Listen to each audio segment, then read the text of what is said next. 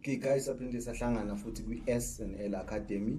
Today we're just going to discuss izinto that you should avoid uma uqala ukusebenza when you start working, and izinto I wish khathi ngiqala ukusebenza there was someone wangitshela ngazo nami bengizozi avoid, but because there was no one ngenza izinto ngendlela yami, and then I ended up being in trouble Okay guys, when you start working it's like these companies my banky, your clothing stores, my banky that will finance you for a car. It's like bonke, they have data yakho so because they have data yakho, they know so okay lo muntu lo now all of a sudden uhleze ethole 5,000, uhleze ethole 10,000 or 20,000 every month of which it wasn't happening before So now they start trying to approach you ukuthi hey 90 kanje ithatha ukuthi yabo 90 kanje ithatha ukuthi So into yokuqala engizokhuluma ngayo it's i-credit card I've taken a credit card before, and then because I didn't understand ukuthi how does a credit card work, and I didn't have like a proper reason as to why I should have a credit card I ended up using inyuka ye-credit card to tell ukuthi it's weekend anginayo imali yokushibiza, then mina I'll just buy liquor nge-credit card but at that time I was just fresh from esikele ngiqala ukusebenza, and I think I'm living my life and ngifly and yonke into it's perfect not knowing ukuthi no, i-credit card it's actually not something engimele uyisebenzise kanjalo manje sengikhulile, I've learned and sengizibonile izinto. Now I do know ukuthi okay, I go and have a credit card ngizoyisebenzisela ama-emergencies. Ngizokwenzela i-example, let's say you have a car and then imoto yakho ife then that's where i-credit card can come in place, i-intervene ukuthi ikusize ngale moto yakho le efile, ukwazi ukuyikhanda quicker ungazi ulinda isikhathi eside ukuthi uzoze uhole month end before you will be able ukuthi uyikhande imoto enye into, let's say there's a relative eshonile like asiqhuma ngetsheni sizalwa nabantu lese khona lo malume wakho lo oyi-alcoholic othanda ukukhuluma kakhulu akaza sebenze lokhazalwa but ukhuluma kakhulu, hleze ekhuluma kakhulu so akanawo masingcwabisane I understand.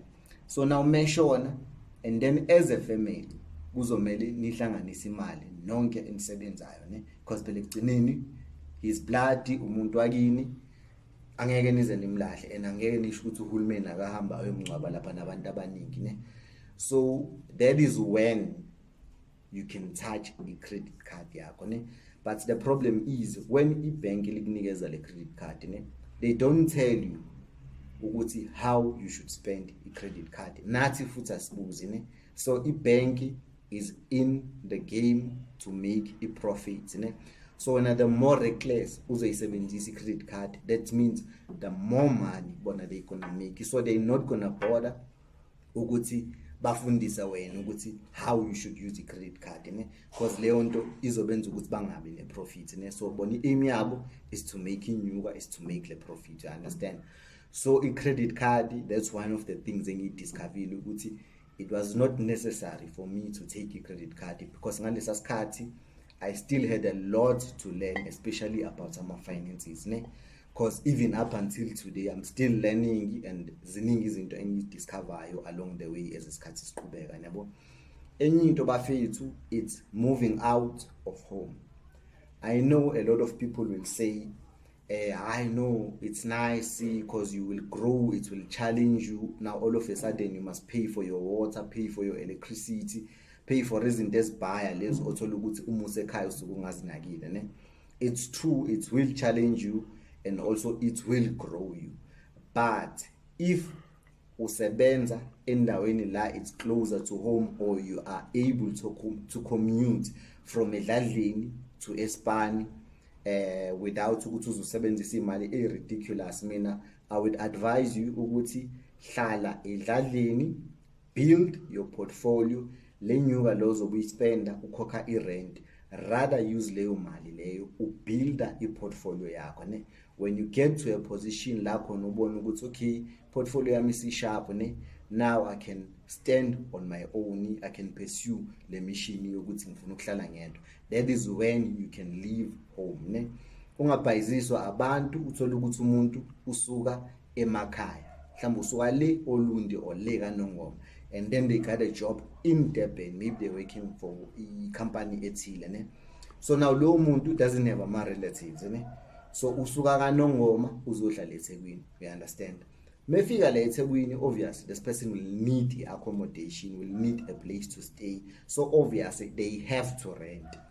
Wena uhlala kaMashu, uhlala eClermont, uhlala eNanda ne, you can take a taxi every day uye Spani and then ubuyele futhi eHlaleni later ne. So ungazicompare lo muntu uforcwe isimo.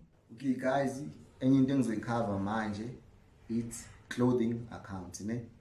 As soon as uqala ukusebenza awuzobona asikho isitolo engeke singabi negama lakho, njengoba ngishilo ukuthi these people ngiyenzakala ukuthi ba share i-data yakho ne, because they don't send you anything maybe ukuthi usafunda or you're not receiving any income. So that's only start musuqalile bayabona uthola 5,000 every month or 20,000 ne. Because mina, I'll make you an example. I used to receive cards every month from different clothing stores ne.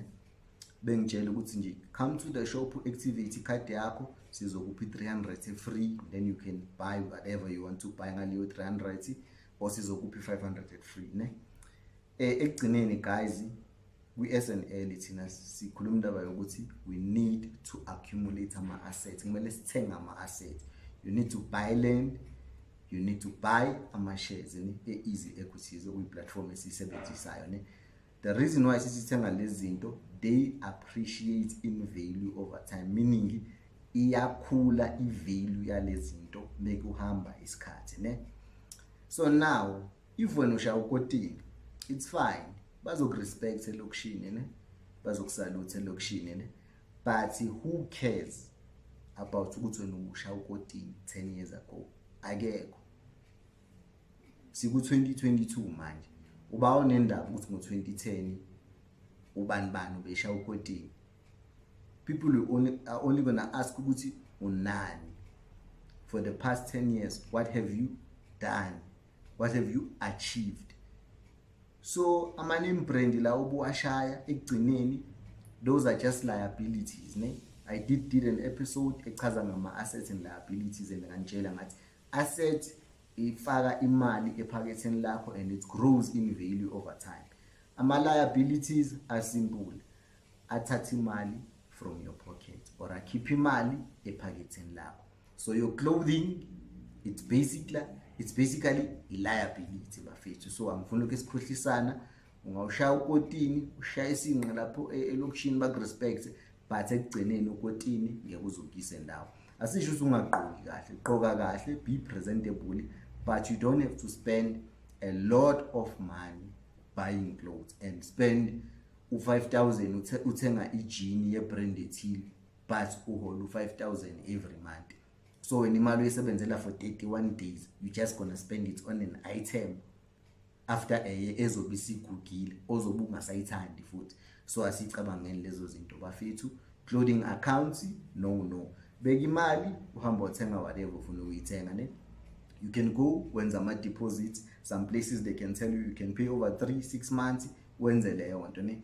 But avoid buying expensive clothes because ekugcineni bazokurespect elokishini, fine, your friends will respect you, bakupraise, but it will not take you anyway. And I wish ukuthi nami khona umuntu wangitshela lezi zinto lezi khathi ngiqala ukusebenza ne. Like you don't have to nyisa anyone, you don't have to prove a point to anyone. When I focus on your goal and focus with what do you want to achieve 10 years or 20 years from now. Okay guys, we're just gonna do this last part ye video emotweni. Reason being kube ne load shedding and I think everyone ohlala South Africa you are aware kune load shedding, so nathi sibanjwe load shedding, so we couldn't continue recording. endaweni esijwayele ukurekhoda kuyona ne. But otherwise we do apologize if i-picture quality is bad or maybe i-video comes ngendlela engekho right ne. I-last part ebengifuna ukuyidiscussa it's ukuthenga imoto ne, njengoba nasihlele emotweni nje. Guys, thina sikhule, your parents, your uncle, your aunt, even your grandmother ne, one of the first questions abazokubuza wona moqala ukusebenza ukuthi uzoyithenga nini imoto ne, uzoyithenga nini imoto ne. I'm not sure whether this was a big achievement for bona or maybe it was a big step for bona or according to bona ne. But in actual fact ne, ngicela ungabi ne peer pressure yokuthi ubani unemoto ne. Just look at I situation yakho. Do you need a car ne? Are you working far from home ne? And if you spend far from home, what's your reason ukuthi you spend so much of money commuting to work? Because phela ekugcineni you need to stay closer to work uma ususpana, because you wanna cut kuma expenses of travel ne.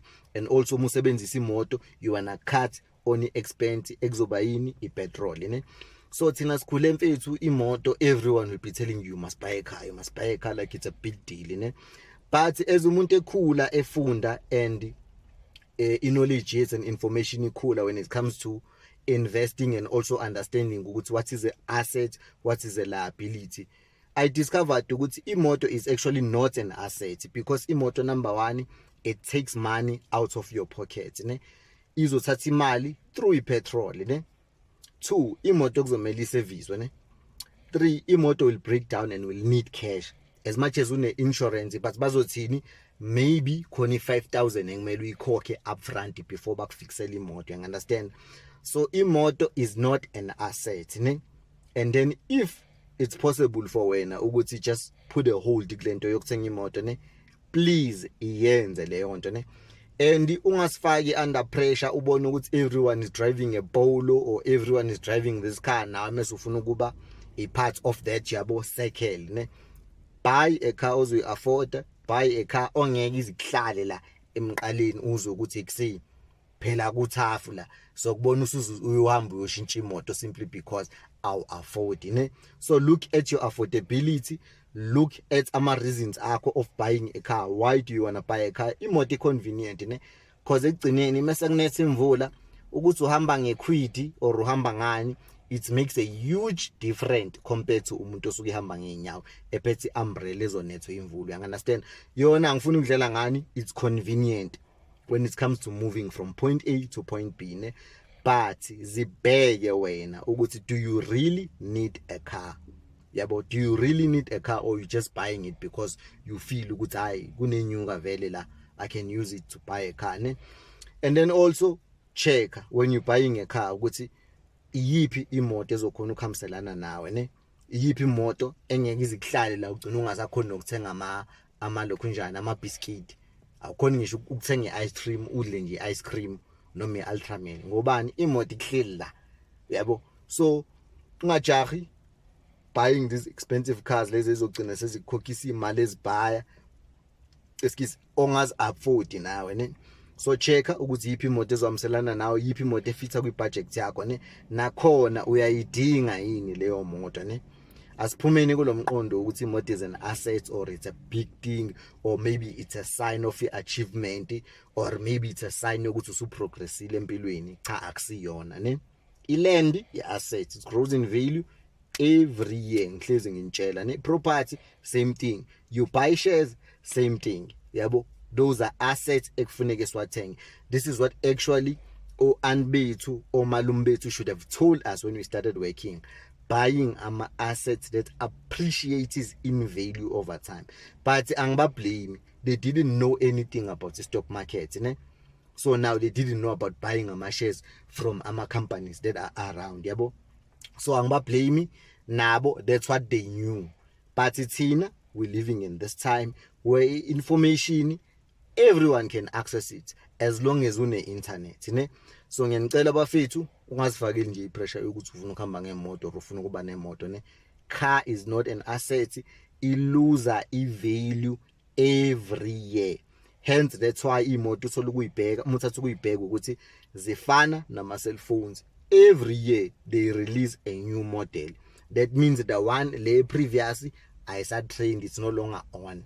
Shus lo ophethe leya manje uyena on yabo. So imoto kuyibhadala abafethu for 5 or 6 years ne, because khona lento abayibiza ngeballoon payment ne. So just be very careful awuyifaki esikolotini semoto because of pressure ne.